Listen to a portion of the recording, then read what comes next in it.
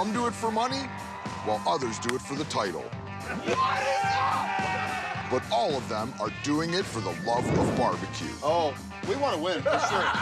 I'm here to show you some tips and tricks about the food I love most. Look how juicy it is. Oh, I'm so hungry right now. It's so good. Okay, Cleveland celebrity chef Michael Symon is hosting a new show on the Food Network called BBQ USA. Yeah, Michael will be traveling all over the country. He's going to go to barbecue competitions, and as you know, they're everywhere. He's giving all of us a front row seat to the whole thing, and we're thrilled to have Michael on What's New with us live to talk about his new show. Michael, thanks so much for making time for us. We appreciate it. Tell us a little bit more about what we can expect when we watch your show.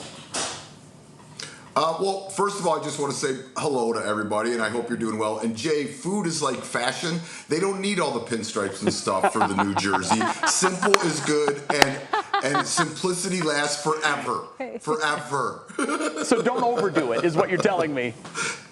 No, less is always more with everything in life, even in barbecue. So, I mean, one of the great things about the show for me is, I think barbecue now, especially, like a lot of people are doing it at home. A lot of people want to see tips and tricks. So you get to see a lot of that throughout the show with, some of the competitions have 70 up to like 300 teams competing, and they're literally the best in the world. People come from all over the world to enter these different competitions. But one of the great things about the barbecue community is it's incredibly competitive, but it still has this tremendous amount of community to it, where even when teams they might not necessarily win and one of their main competitors may beat them, there's an incredible amount of like compassion, love, and community, which I think we could all use a little more of these days. So it's really great to see on a week-to-week basis with these teams where you could compete with someone and try to win, but still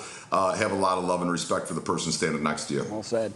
Okay, so we have to ask, what is one of the most unique techniques that you've seen from these pit masters while filming?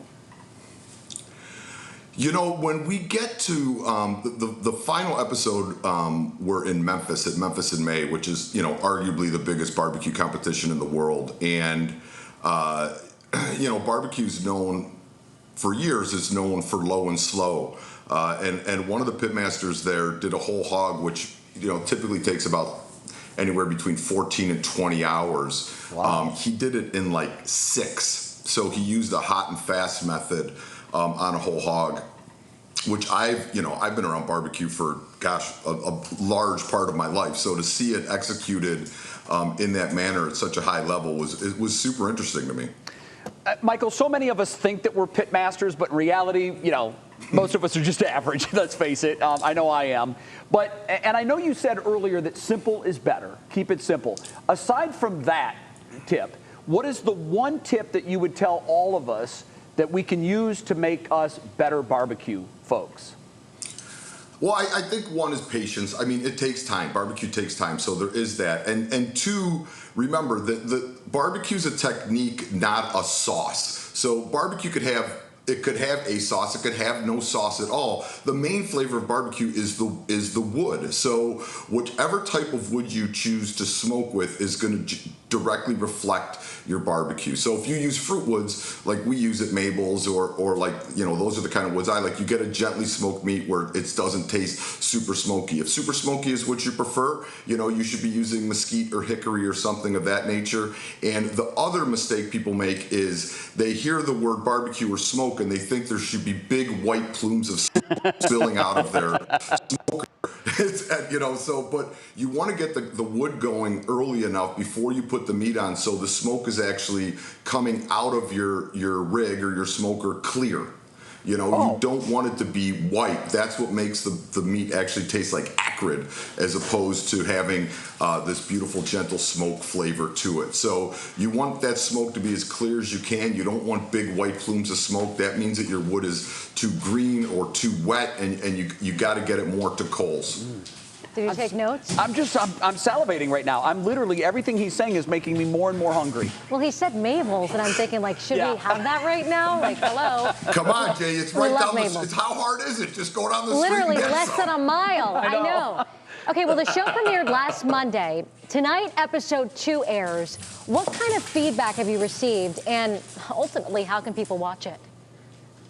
Well, we were very excited because it's different than normal Food Network shows. I mean, there is a competition element to it, but it's more of a deeper look into barbecue and meeting the people, a little bit more documentary style. And the show did great its first week. And Food Network does a lot of competition shows these days, so we're really excited about that. This week we're in Tifton, Georgia. Really great people. They're doing Georgian-style barbecue, which is like a little bit of a mix of Memphis and Kansas City, so some really interesting stuff. And it was a very fun episode. Michael, you're the best. I can't wait to see the show. Best of luck with it. I know it's going to be a huge hit. And go ahead, I know you want to say something. Whatever you want, go ahead. Real quick, as is usual, Laura, women are always right.